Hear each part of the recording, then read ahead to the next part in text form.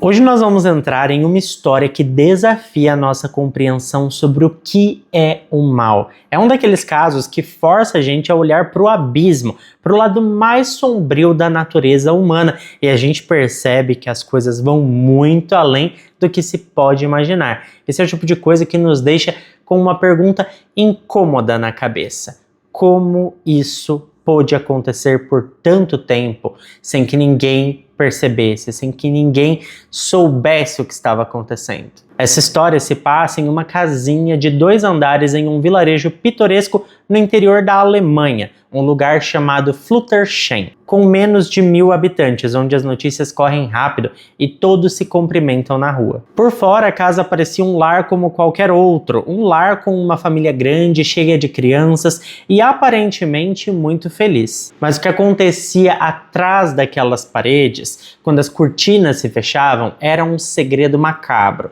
Um pesadelo que durou mais de 20 anos. Imaginem um homem que para o mundo era um pai de família, mas que para sua própria família era um carrasco da pior espécie. Um homem que transformou o próprio lar em uma câmara de tortura particular. E quando você pensa que a violência física e psicológica já é o fundo do poço, a história desce mais a fundo. Porque esse homem não se contentou em ser um agressor. Ele decidiu se tornar dono absoluto da vida, do corpo e da inocência das suas próprias filhas. E ele fez o impensável. Ele usou uma delas para criar uma nova família, uma família secreta nascida do horror. E não foi apenas um filho, nem 2, na verdade foram 8 filhos. Essa é a história de um homem chamado Detlef, um homem que a Alemanha tentou proteger com as suas leis de privacidade, mas cujo legado de crueldade atravessou as fronteiras. Então pega o seu cafezinho, ou seu chá, seu suquinho e se prepara, porque o que vocês vão ouvir agora é a crônica de um inferno na Terra. É o núcleo terrestre, onde o diabo tá lá com medo de quem tá aqui em cima.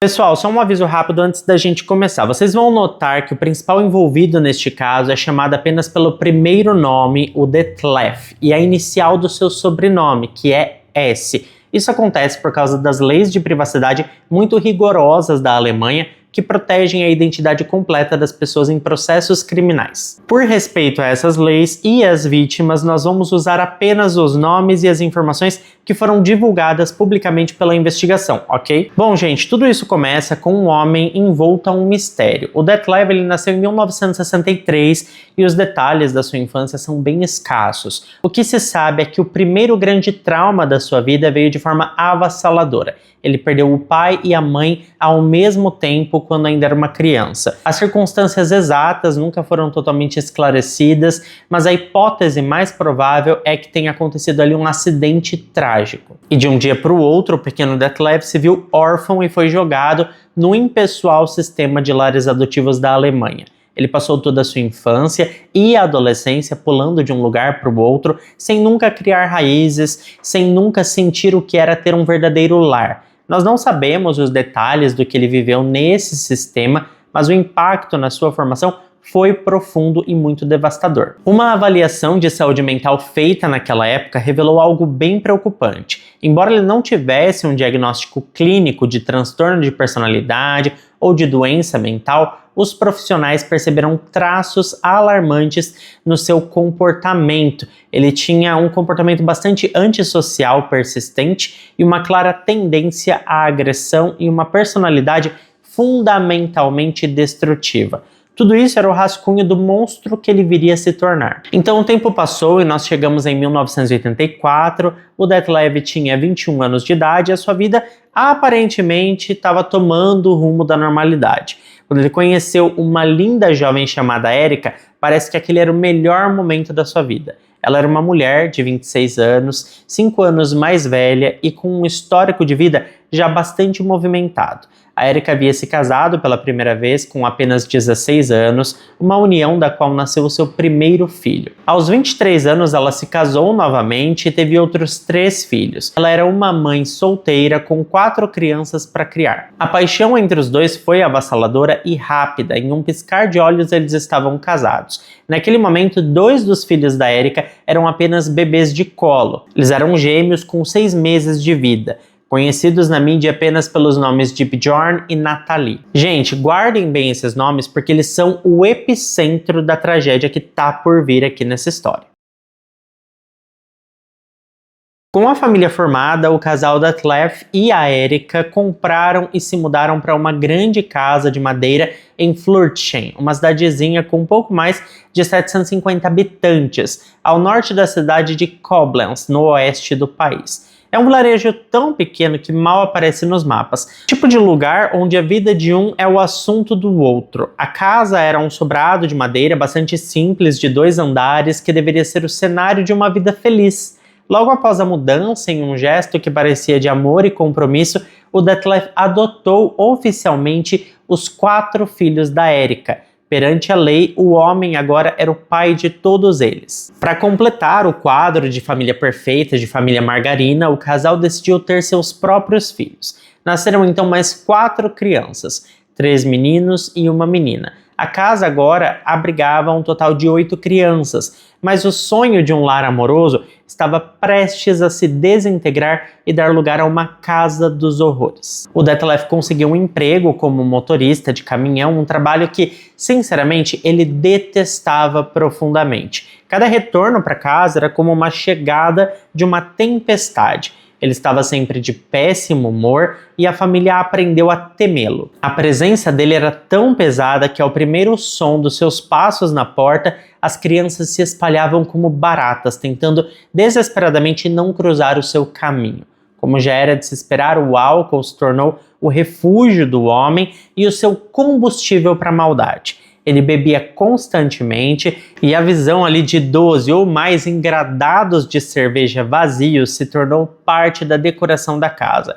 E aquela agressividade antes contida explodiu de forma brutal. Ele gritava com a Erika por qualquer motivo, humilhava as crianças com um vocabulário muito chulo, mas infelizmente o abuso verbal foi apenas o começo, porque logo as palavras deram lugar aos punhos. O Detlef começou a agredir fisicamente cada membro daquela família. Ele era agressor, só que ele era assim um agressor sádico e muito imprevisível. Ele se divertia vendo o sofrimento das pessoas enquanto ele maltratava elas com as próprias mãos. Além disso, ele usava qualquer objeto que encontrasse pela casa para infligir dor a quem ele quisesse. A lista dos objetos que ele usava era aterrorizante. Ferramentas de metal, cinto do exército alemão, um batedor de tapetes, uma correia de couro e até mesmo pedaços de madeira e garfos. As agressões eram aleatórias e desproporcionais. Um riso um pouco mais alto, uma palavra dita fora de hora, qualquer coisa poderia acender o estopim da sua fúria. Com o passar dos anos, ele passou a agredir os filhos por puro prazer, como uma forma doentia de entretenimento. Na sua mente distorcida, a esposa e os filhos eram sua propriedade, objetos sobre os quais ele tinha o direito de exercer poder absoluto. E aqui entra um detalhe de uma crueldade bem calculada. Ele sistematicamente agredia mais os filhos adotivos do que os seus filhos biológicos. Era uma forma de demarcar território, de deixar claro quem era dele e quem eram os outros. A violência dentro daquela casa escalou para níveis de pura barbárie. Se uma criança ousasse chorar ou gritar de dor durante o que estava acontecendo ali, a punição era ainda pior. O Detlef as arrastava para o carro, dirigia até uma área de mata isolada e ali acontecia os horrores. E ficava, gente, tudo com muito líquido vermelho, porque era pesado o negócio. Para essas sessões que aconteciam na floresta, ele tinha seus próprios objetos caseiros que ele usava para isso. Um desses objetos era um cabo de madeira com várias tiras de couro amarrada na ponta. E chegando lá no local onde ele costumava ir, ele obrigava as crianças a tirarem, tudo ali, roupa, sapato e tudo mais, e começava a usar o objeto para desferir golpes ali naquelas pessoas, naquelas crianças. Eu sei que muita gente pensa, nossa, Bruno, que coisa horrível, né? E, gente, eu tô tentando suavizar, tá? Primeiro porque se eu falar como acontecia mesmo, esse vídeo cai, o YouTube tira do ar, mas assim, tenham noção de que a coisa era realmente cruel. No início, a Erika, ela até tentou intervir, mas a cada tentativa de proteger os filhos, era ela quem apanhava, com muita fúria, que ela acabava desacordada no sofá ou no chão da casa. E ele fez isso repetidamente até quebrar completamente o espírito de defesa daquela mulher,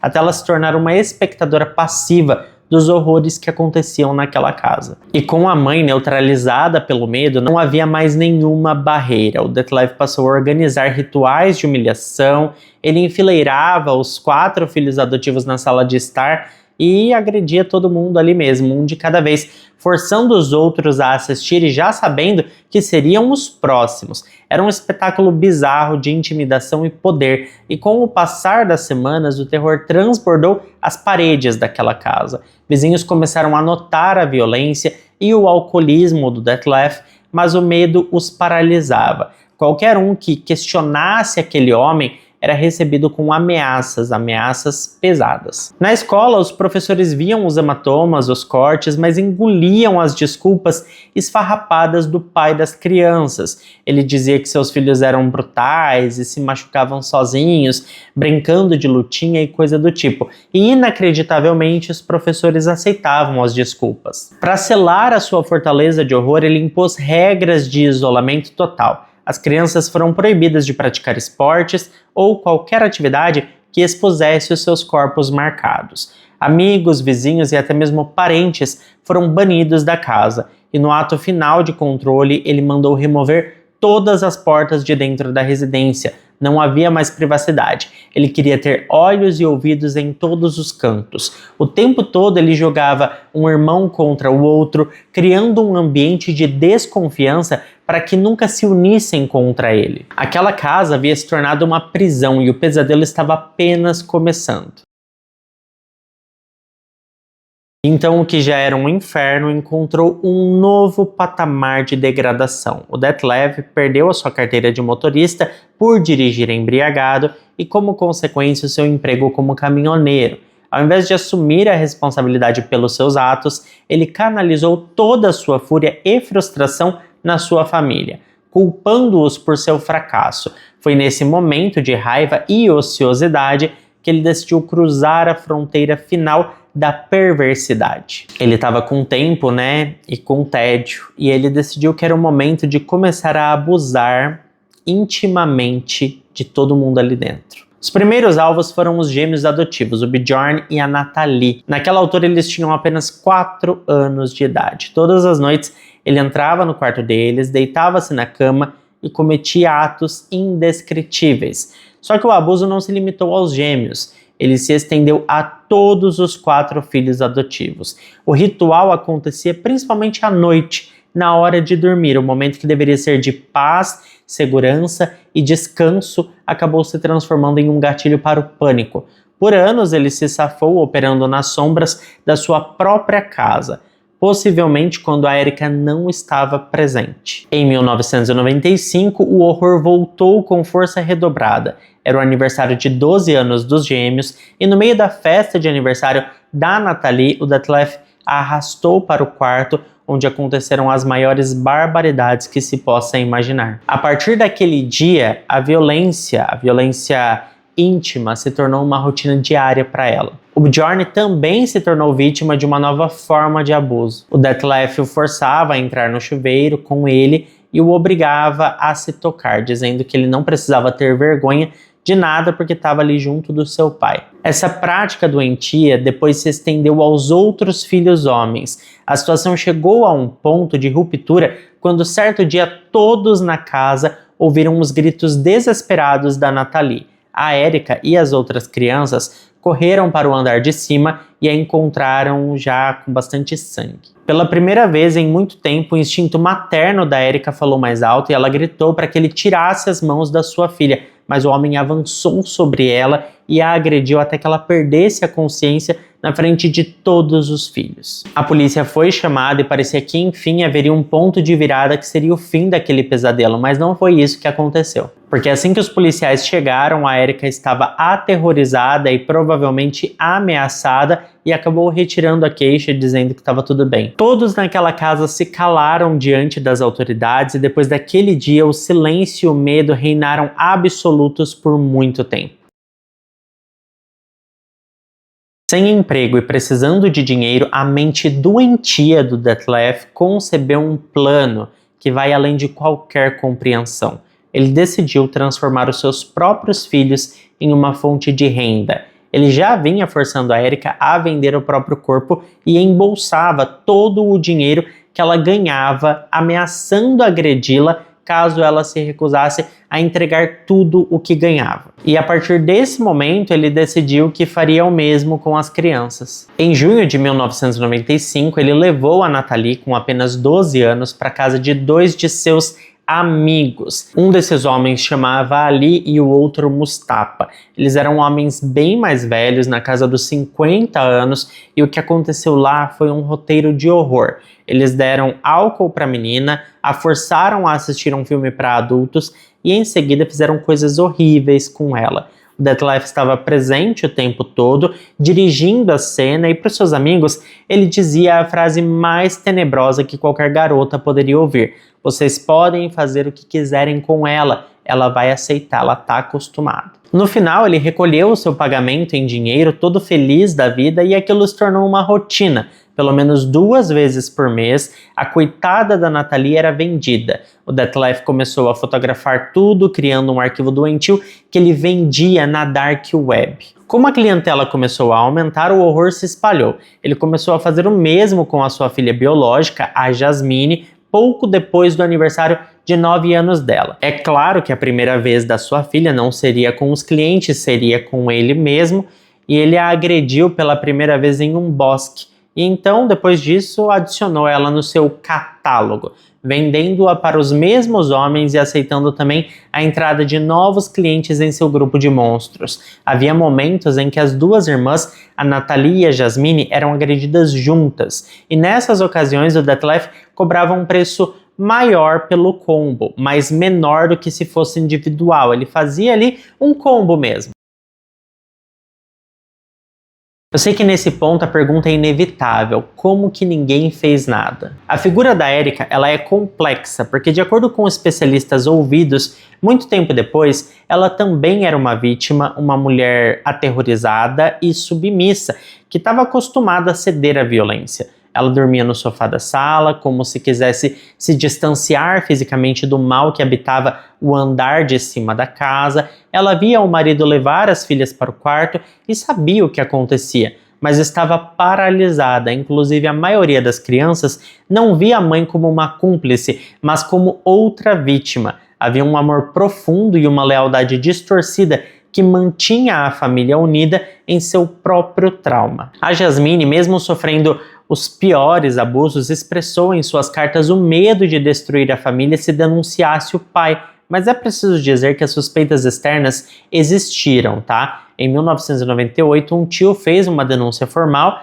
assistentes sociais visitaram a casa, motivados pelo comportamento problemático do Bjorn na escola, mas o Detlef era um manipulador genial. Ele reverteu as acusações, chegando a insinuar que uma professora tinha um interesse doentio em seu filho. Quando a polícia interrogou o Bjorn, ele estava traumatizado e preso sob o peso de ameaças terríveis, então ele mentiu. Ele disse que seu pai era perfeito e com isso a investigação foi encerrada. Foi no ano de 2000 que o Detlef decidiu que queria mais filhos, mas não com a sua esposa. Ele queria filhos com a sua filha adotiva, a Nathalie, que na época tinha 16 anos. Ele parou de usar proteção durante ali as coisas que aconteciam, né? E em pouco tempo ela engravidou. O que se seguiu foi uma farsa macabra durante toda a primeira gravidez e também em todas as outras que se seguiram, porque sim, tiveram outras. Ele forçou a Nathalie a dizer aos médicos que o pai do bebê era um estranho desconhecido.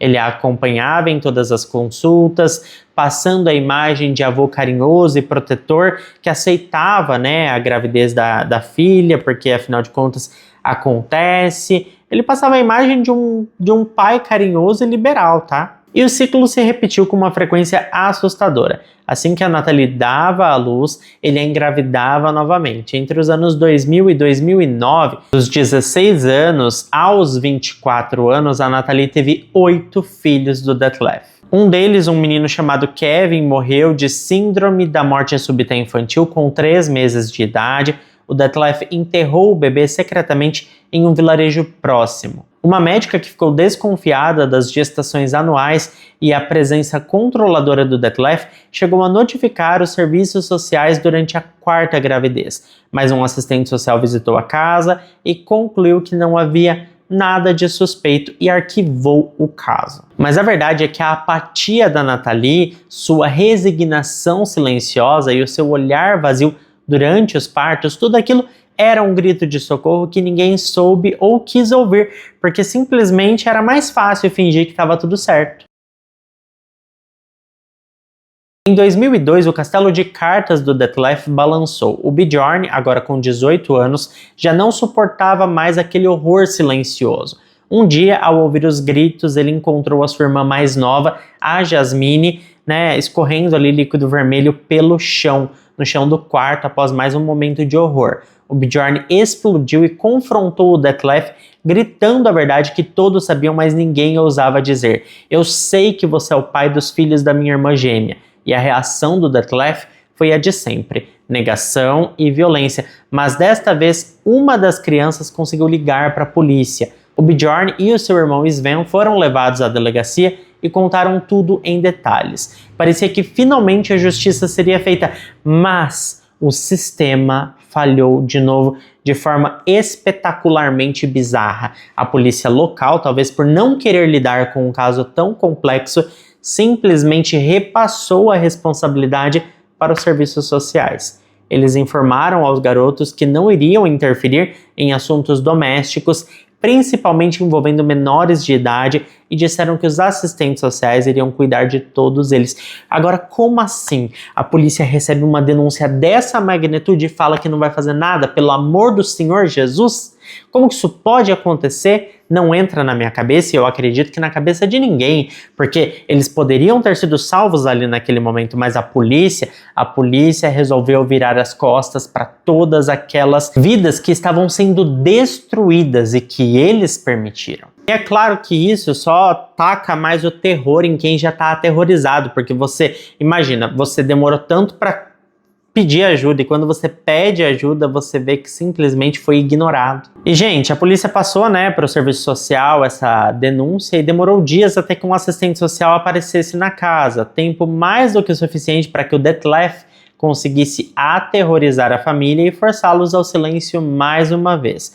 Quando o oficial chegou, todos naquela casa, incluindo o Bjorn e o Sven, retrataram suas declarações, disseram que tinham exagerado, que o pai era um homem bom, e por fim o caso foi arquivado mais uma vez. Pouco depois desse episódio, o Bjorn conseguiu escapar daquela casa, ele fugiu e, apesar de ser perseguido e ameaçado pelo Detlef, ele nunca mais voltou. Ele foi o único que conseguiu se libertar. Enquanto isso, os 7 filhos da Natalie e do Detlef cresciam e a semelhança física com o avô se tornava inegável, alimentando os boatos que corriam por Fluttershy. Para abafar as fofocas, o Detlef chegou a pegar um amigo para que ele assumisse falsamente a paternidade das crianças, e as autoridades mais uma vez aceitaram a mentira sem questionar. O ciclo do abuso continuava e o Detlef agora tinha uma nova vítima, uma das suas próprias filhas netas, uma menina de apenas 7 anos que ele começou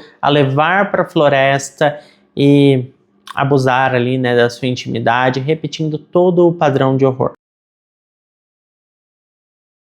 O catalisador para o fim desse reinado de terror veio de uma tragédia. Em 2009, a Jasmine sofreu um grave acidente de carro que a deixou com lesões permanentes, incluindo uma pelvis fraturada. A reação do Detlef ao acidente da filha foi de pura frustração. Ele não se importava com a dor dela, apenas com o fato de que as suas lesões o impediam de continuar a fazer o que ele queria com ela, se é que vocês me entendem. Um ano depois, em 2010, a Jasmine, agora com 18 anos, estava no fundo do poço, carregando o peso de uma vida inteira de traumas e agora lidando com dores crônicas. Ela começou a pensar que não fazia mais sentido viver e, como uma forma de dar vazão à sua dor, ela começou a escrever cartas, desabafos que nunca teve coragem de entregar para ninguém. Nesses pedaços de papel, ela despejou toda a sua agonia. Teve uma cartinha que ela escrevia assim, ó: meu querido pai, se é que posso te chamar assim, eu vou embora agora, você é um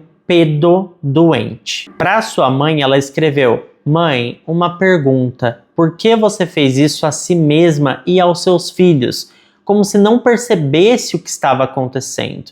Ele me destruiu. Ninguém me ajudou e minha vida está arruinada. Além disso, ela escreveu cartas a qualquer ser supremo que poderia existir, questionando porque ela foi obrigada a passar por tudo isso em sua vida e detalhando os horrores que viveu. Foi então que o destino agiu. A Nathalie encontrou essas cartas e ler as palavras da irmã, ver a profundidade do seu desespero e seus pensamentos de acabar com tudo foi a gota d'água. Depois de décadas de silêncio forçado, a Nathalie decidiu que não podia permitir que a sua irmã se perdesse dessa maneira. Ela tinha que fazer alguma coisa. Com uma coragem que ela mesma talvez não soubesse que tinha, a Nathalie pegou todas aquelas cartinhas e as enviou para as autoridades. Desta vez, com uma confissão detalhada e escrita, o sistema não pôde mais ignorar. Em 10 de agosto de 2010, a polícia finalmente bateu a porta da casa em Flutterschen e prendeu o Detlef S. O castelo de horror tinha ruído. A investigação que se seguiu confirmou o impensável. Um teste de paternidade provou sem sombra de dúvida que o Detlef era o pai dos 8 filhos da Nathalie. A história explodiu na imprensa e o mundo conheceu o que foi apelidado de Fritzl alemão. O julgamento em fevereiro de 2011 foi um evento doloroso. O Detlef arrogante se declarou inocente de mais de 350 acusações, forçando os seus filhos a reviverem o trauma no tribunal. Mas eles foram corajosos. Um por um subiram ao tribunal e deram voz a anos de sofrimento. A Nathalie, o Bjorn e finalmente a Jasmine, cujo testemunho emocionou a todos no tribunal, falaram. Diante do peso esmagador das evidências, ele finalmente confessou tudo até que vendeu as meninas para outros homens. Aliás, os cúmplices, que eram os homens que pagaram para usar as meninas, foram julgados também e receberam sentenças que, olha, é uma vergonha. 3 anos de prisão para cada um. E o pior de tudo isso é que eles ainda tiveram o benefício de ter a identidade preservada. Então, ninguém sabe quem são esses homens. Eles compraram meninas menores de idade para fazer o que queriam e agora estão aí, depois de 3 anos livre, para fazer isso de novo sem que ninguém saiba que um dia eles fizeram algo tão horrível assim, sabe? O Detlef, o monstro no centro de tudo isso, foi sentenciado a apenas 14 anos de prisão. A sentença foi proferida em março de 2011. Isso significa que aos 62 anos de idade, o Detlef S. tem sua liberdade prevista para o final deste ano, 2025. Ele estará livre para andar nas ruas novamente e não há nenhuma garantia de que ele não fará novas vítimas nos próximos anos. Eu acho essa sentença simplesmente vergonhosa. 14 anos de prisão por 20 anos de sofrimento que ele causou em tanta gente não é nem proporcional. O que vocês acham dessa sentença?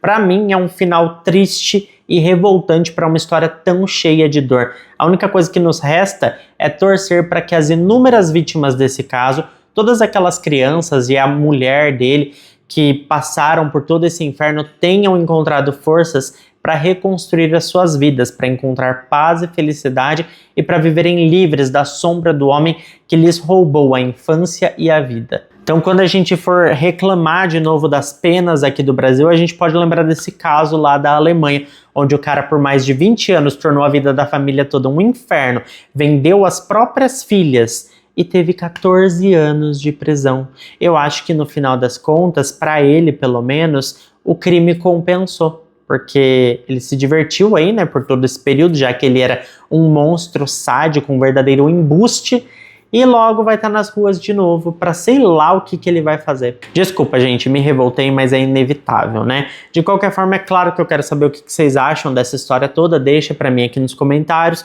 Muito obrigado a quem ficou até aqui comigo. Se ficou até aqui, não esquece de deixar o seu like, que ajuda muito na divulgação do canal. Eu fico por aqui, beijo grande para todos vocês e até o próximo vídeo.